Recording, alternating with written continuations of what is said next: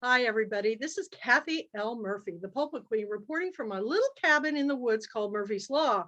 But today it is a house of love, honoring my good friend, Adriana Trigiani, and her first children's book, The House of Love. And I have created a whole tree, a love tree. And I was thrown off this morning, Adriana, because I don't normally do things early in the morning for taping. So this morning sun coming in the blinds are closed. I had to hang up 2 Italian scarves to cover it, and it's still blinding, but at least you can see me. But we're here today because Hey, you look like honestly, you look like you're in a Hedy Lamarr movie.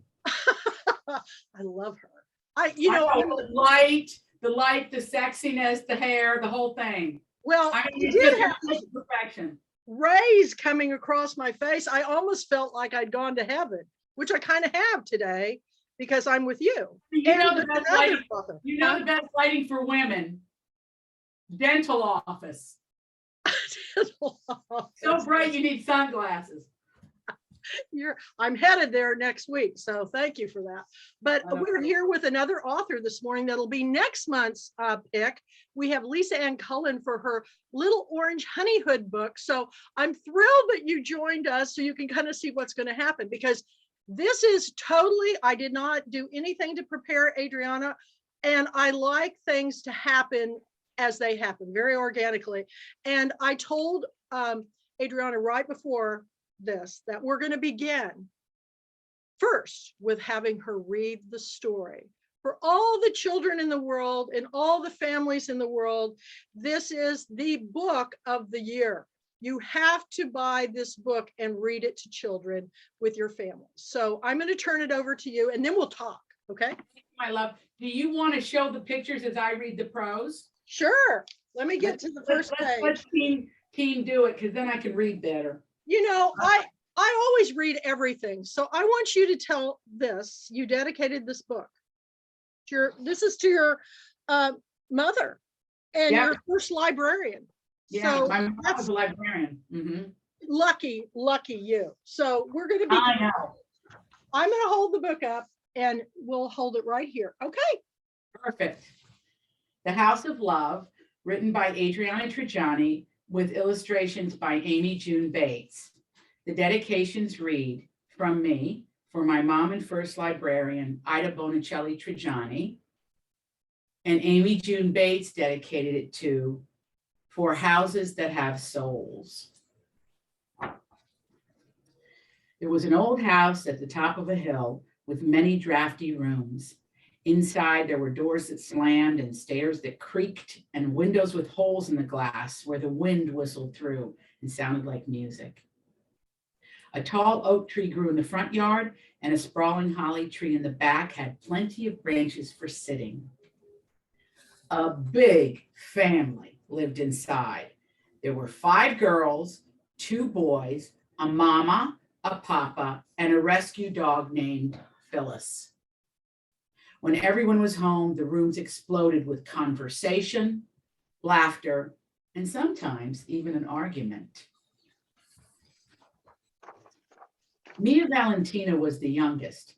February 14th was her favorite day of the year because it was Valentine's Day, and her name meant my Valentine. Do you think all the kids will be home in time for the party? Mia asked her mother. Absolutely, Mama assured her.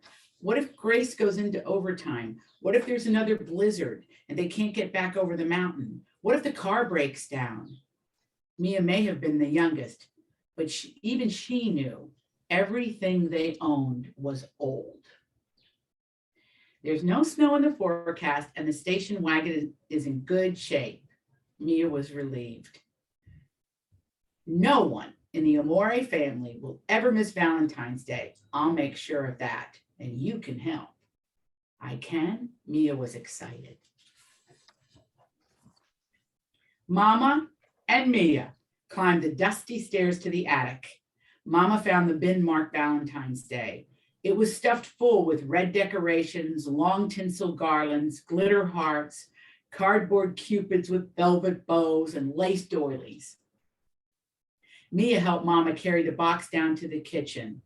They placed the bin on the antique washing machine. Before we decorate, we must do our chores, Mama smiled. I will help, Mia Valentina promised, and she did. Mia poured bubbly pine soap in the bucket. He dusted the low places where Mama couldn't reach, while Mama dusted the high places where Mia couldn't reach. Mia brushed Phyllis until her coat was shiny, and then she tied a shiny red party bow around the pup's neck.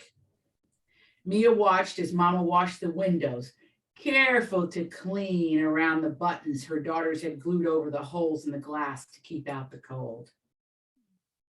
Papa wants to get new windows someday, but I like the polka dots myself.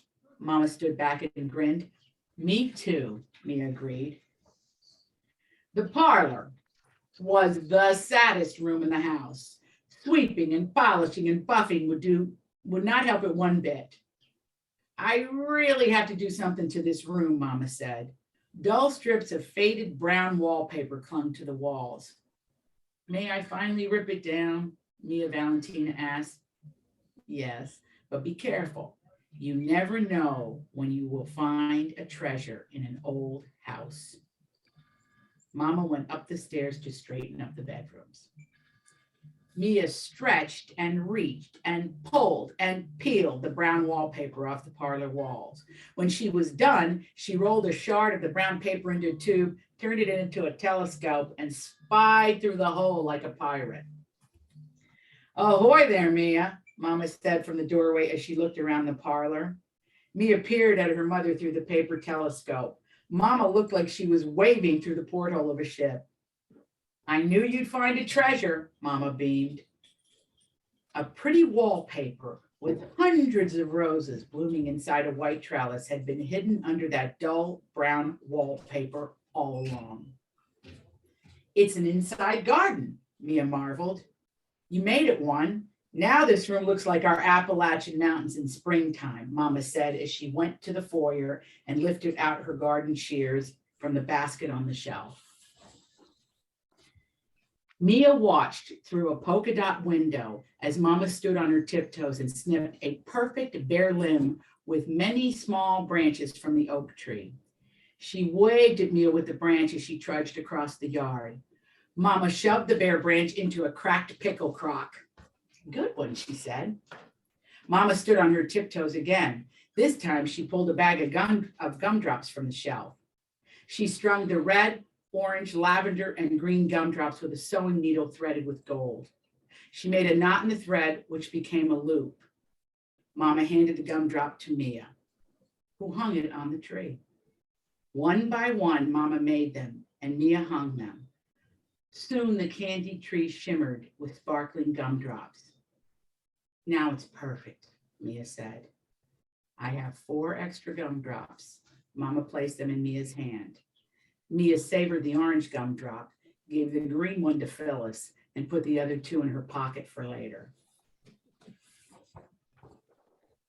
Happy with their tree, Mia and Mama got to work and festooned the old house with the decorations from the bin. Top to bottom they went, up the stairs, through the rooms, and down the banister. Every room was bedazzled. Every corner had a cupid. Every door a garland. Mama opened her purse and pulled out a handful of lollipops. She put them in an empty flower vase, just like real roses. Then Mama tied a red velvet ribbon around the firewood in the kitchen. Mother and daughter unfurled a garland down the hallway on the way to the parlor. Mama said as she stood in the parlor. This room's missing something.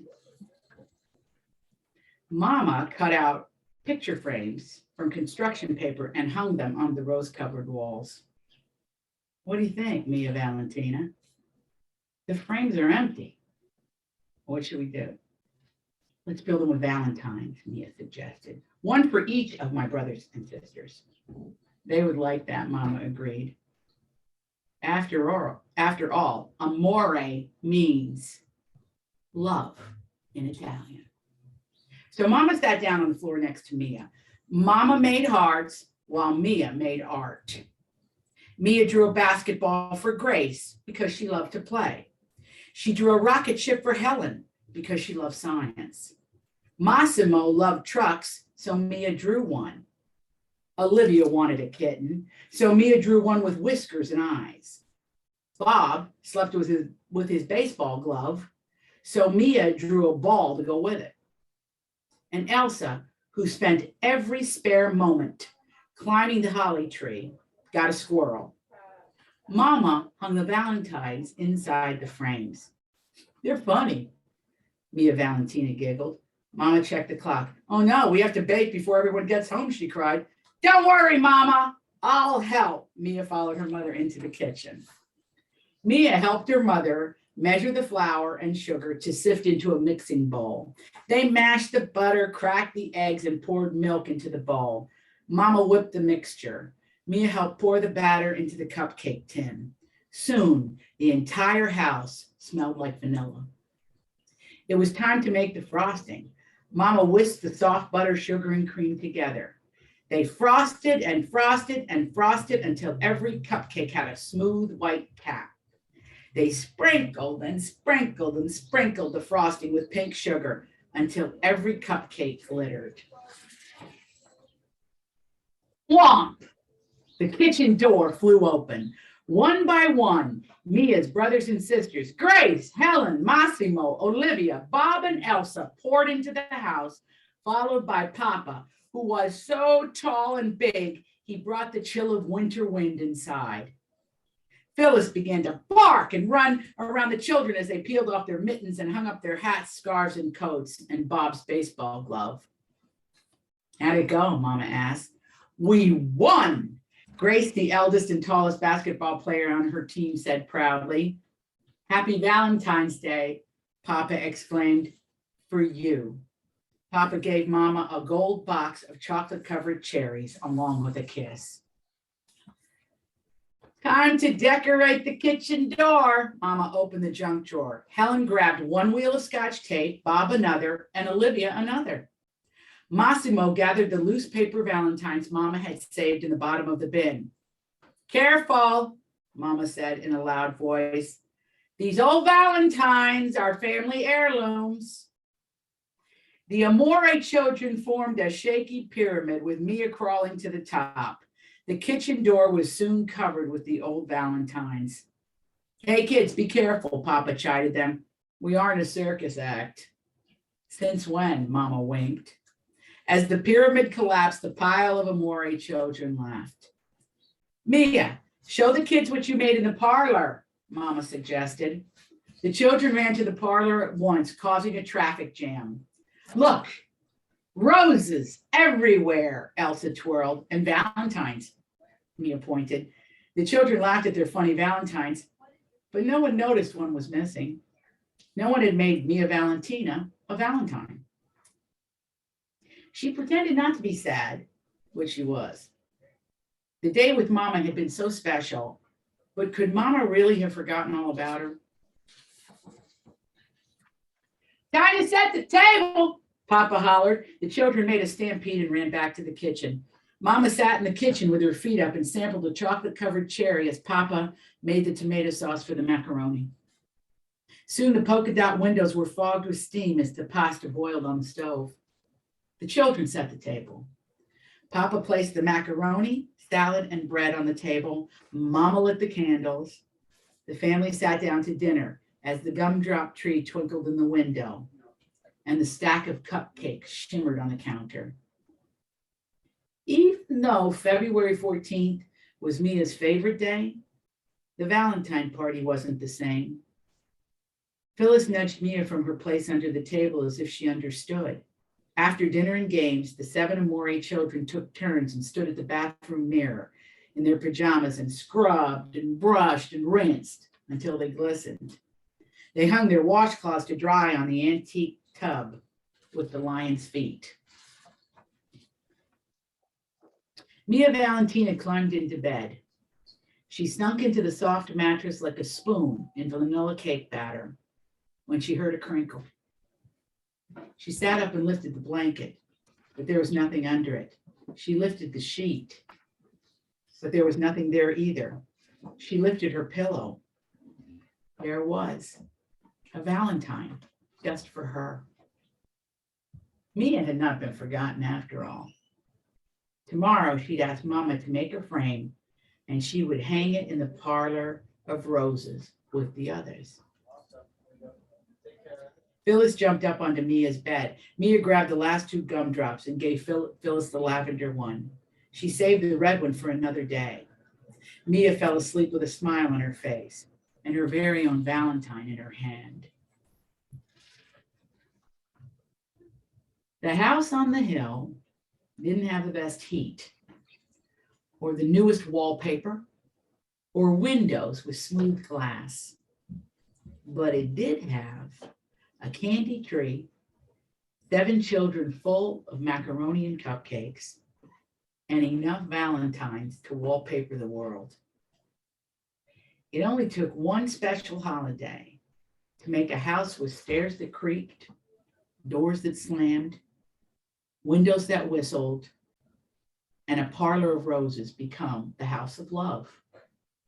And it turned out there was so much love inside that there weren't enough rooms in the old house to hold it. The end. Oh my gosh. I have to tell you all that when I received this book, it was right after Girlfriend Weekend or book club convention. And my grandson, I went and picked him up to stay with me.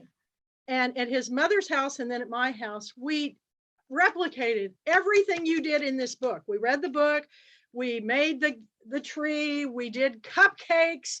We just had the best time. This will be our family's tradition every Valentine's Day. My mother is smiling down from heaven on the Murphys. I'm telling you right now. Well, my grandson. My mother loved you. I mean, loved you. Well, there's nothing more than I love than Italians. I love to go to Italy. In fact, my best friend takes Americans to Italy, and I have gone 3 times on her trips. This is her book, and you've got to meet her because she's taking 6 trips this year, taking Americans to, first they're going to Spain.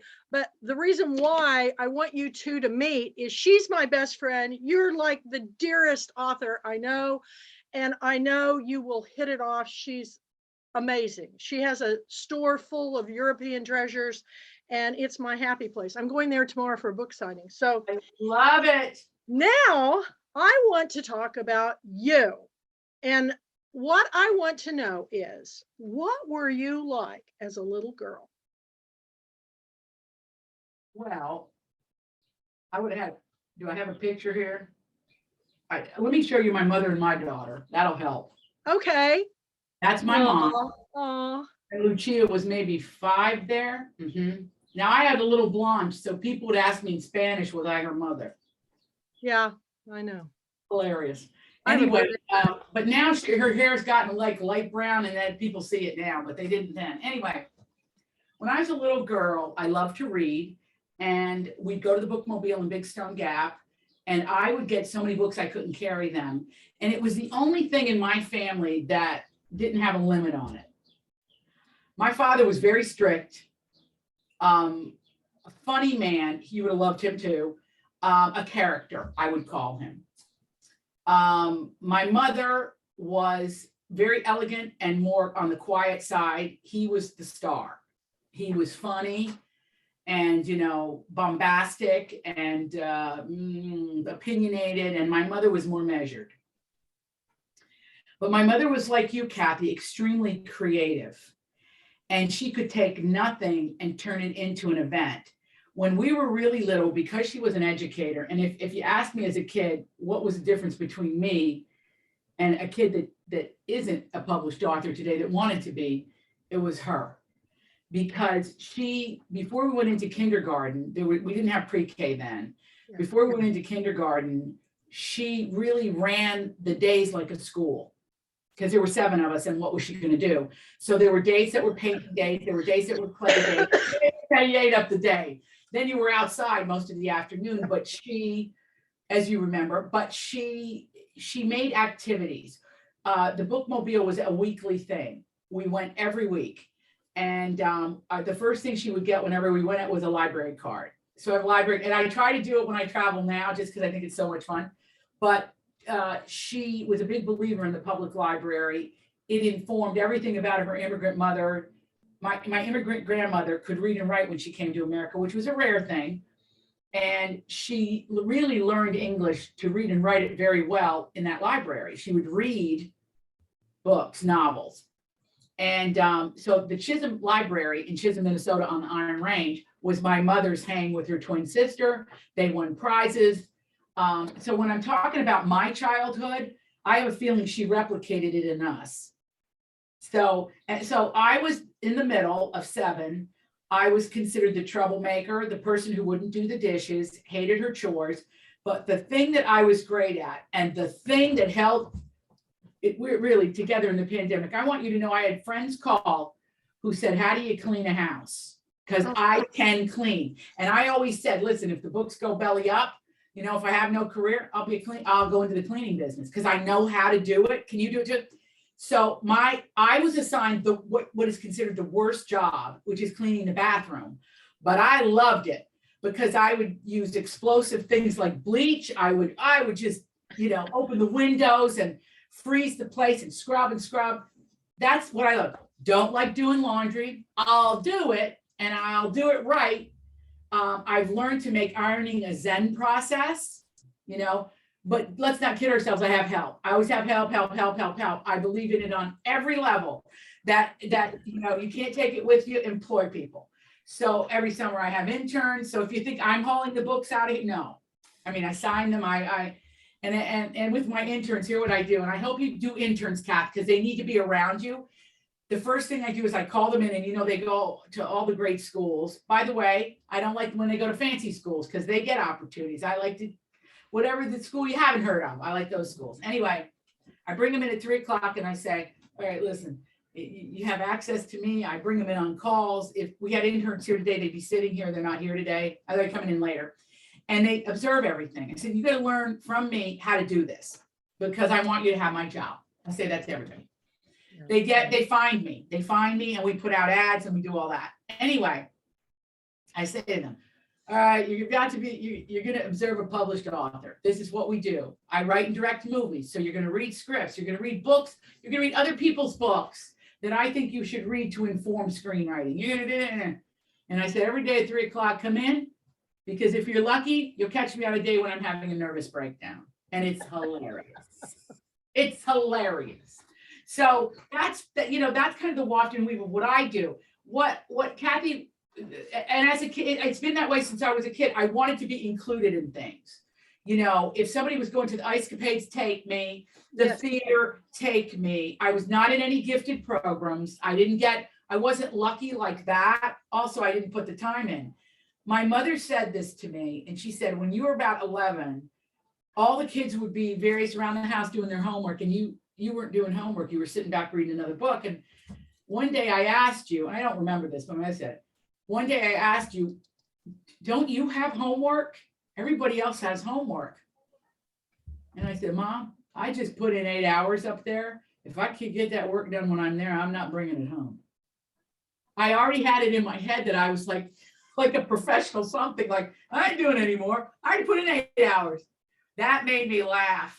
So it's still true of me today. It's like, I will get up at 4:00 in the morning to do my work because I love it. And I will get up at 4:00 in the morning to read my fellow authors' books. I will do that. I just did something. What did I do? Whoa, hang on, hon, don't go anywhere. We can see you. Oh, you can? Oh, Yeah, click the back. which part? The back on the side. Where? Hang, Click the Zoom. where at? Right. Oh, I see. Oh, here. Yeah. Oh, I'm sorry. A very strange thing just happened where something came up on my, I did it again. Wait. There, I got it now. Okay. I just tried to move it because I couldn't see you for a second. So that I'll do. But to me, and everybody says, how are you reading these books? It's just like you, Kathi. I don't mind. I love it. I mean, do you mind it? I don't. No. I mean, if you love it, it doesn't feel like work. And, you know, and the only superpower I have is that I have reading comprehension skills. I mean, I can read and I can go pretty fast. Sometimes I'll reread and mark and so on. But it's still part of it. You know what I mean? It's like, I don't mind it. Now, if you ask me to work theorems, I'd have to jump in front of a bus. Right. Math. My youngest daughter's a banker. And I'm going, that would be a nightmare to me because math, money, I don't like dealing with any of that stuff. I just want to read and talk about books and talk to authors. I am an author's biggest fan. And I have heroes and sheroes, Dolly Parton, Shah Rukh Khan. But you have a moment, I work for Dolly. I love Dolly. I love her. You didn't know that? Well, we didn't have to see her. She just posted yesterday that if you go to work at Dollywood, she will pay for your full college tuition as long as you stay working for her. I said, I'm moving there. I want to go on to school because I love learning. I have so many interests. Everybody thinks that when you're writer and, the pulpit queen, that all you do is books, but there's lots of things I do that people don't even know about, Maybe you could do like a pulpwood in residence there, write to them. They know me. I mean, David Dodson, who's executive director, he was just a Girlfriend Weekend.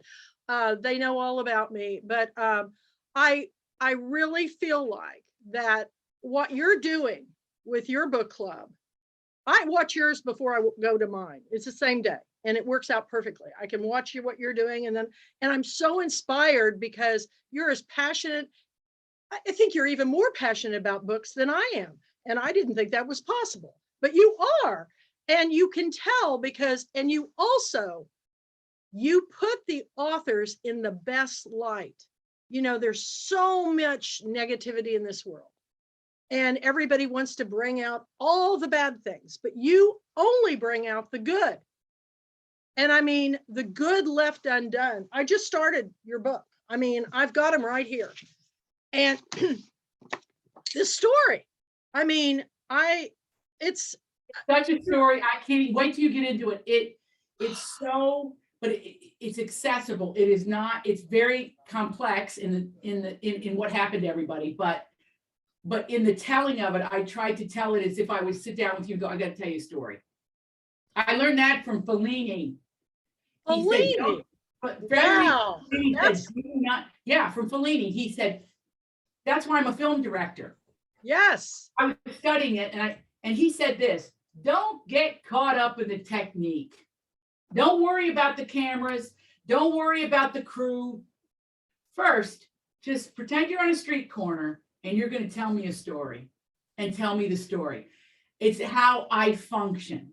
So when I'm filming, I mean, I've had like my producer run over and go, I don't know how you're doing this because I can write a scene on the fly, take one out, it starts to rain, put one in, move it. In editing, I'm the same way. It's the natural arc of storytelling. And it's why I'm trying to encourage young women to be directors.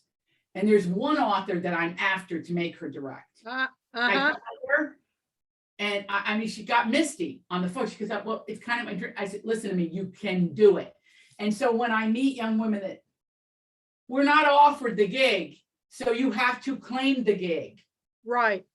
You have to crown yourself queen. You've got to make yourself director. And that's why, when I started the book club, I wanted to empower women because don't we all deserve to wear the crown? For God's sakes. I mean, we're juggling so many damn balls. I'm sorry, this is children's story. Anybody that had a baby should be walking around with, Queen Elizabeth should hand out the Tower of London jewels to us and just say, I know what you went through. Here, have one. I mean, or raise a child or lose a child. Our dear Mary Kay Andrews lost her daughter. Did you know this? No. Her daughter, Katie, got COVID last fall. She was waiting. It went to her liver, waiting for, I'm going to start crying. Wait, Mary Kay Andrews is one of the great girls. I don't know if she's come to the weekend. Has she? Yes. In fact, when she came to the weekend was the first year Pat Conroy came, and Pat said, let's wait the tables. And his friend Janice Owens cooked the dinner. It was very organic. And I want to cook the dinner. I want to cook the dinner like Pat. when we have our next live one, we will let you cook the dinner. Okay, I mean, good. it was so much fun, but we had 60 people come to the dinner or down for the dinner, and 120 showed up in a 60-seat restaurant, and we got them all in. And we pulled all the cookbook authors into the kitchen to help Janice. And I don't even know how many. She made this ham. She did the cracker cookbook. She is amazing. But Mary Kay had never waited a table. And she comes out and she was bussing tables, and she had a tray like they do, covered with teacups and saucers, full, clearing the table. And she goes, I've never done this before. And the next thing I know, it's going like this. And she didn't drop it. She goes, this is so much fun. She thought it was fun. Listen, Please, I know. Please reach out to her. Everybody should reach out to her. I will. And we have her information for you. Kathi will forward it to you so that in case you probably have it, but it will make it easy. You just I click it. will reach out to her. I had no idea. I just lost two more friends from COVID. So, it's Come on, devastating. It's devastating. So, Devastating. It's our plague. It's a plague. but so we know that you grew up from an example of your mother being a librarian. And see, I didn't have that because my mother wanted to be a movie star. So she was always polishing her nails, setting her hair, reading magazines. So it was the librarian and my teachers that kind of got me on that reading road. And so when you talk about that, if you want your children to be readers, then by God, you've got to get this book and pull them into your lap and start reading. And they say, well, they're too old to read to. I go, oh, no, they're not. Oh, no, they're not. My daughters are 32 and You really 28. have to about 5th grade. You really do. You have to. And we read aloud to this day. And my grandson, his biggest joy is going, his daddy works up on the campus of Texas Women's University. So they go to they have a fantabulous children's library. And they go up there and they check out books. They go to the little library in Sanger and they check out books. And his big thing is he has his own library that I help provide him with all my signed books, but I kept some. And he has his copy of this book. So we'll be doing it every year. But for parents, you have to get this book and make this a family tradition. And then you need to read her New York Times Bestselling Author. April 26th, I'm everywhere. So, oh my God, this has been so great. I have the Boys Leadership Academy in what town? South Bend, Indiana? Elkhart, Indiana. coming up. The boys are waiting for me to read to them. Well, thank you. I God love bless you. See you soon. You've created a house of love, and I look forward to us talking down the road. Let me know who's coming because I want to start promoting it now. And we will hopefully be live. I don't know if it will. Send you the list and we'll help you with when anybody's on my show, I'll punt them to you. Okay. God bless you. Thank you, Lisa, for joining us. It was so nice to meet you. Book club. Yay. Beautiful book. Can't wait. Love you. Bye. I'll see you soon. Bye-bye. Bye. Bye. Oh my gosh. That was just wonderful. It is. It's going up on my YouTube channel as soon as I download it. So I'll be sharing it with the world. And we'll see you next See you month. next month. We're gonna Thank you be so much, meeting the Kathi. Third Saturday of Yes. every month at 10 a.m. This was a special working in with Valentine's Day. But we will Fantastic. see her for her book. Show it again. Show your Oh. book. There we go, Little Orange Honey Hood. And I've got some special prizes and things we're gonna do. So can't wait. Thank you, Lisa. Thank you, Kathi. Bye-bye. Bye.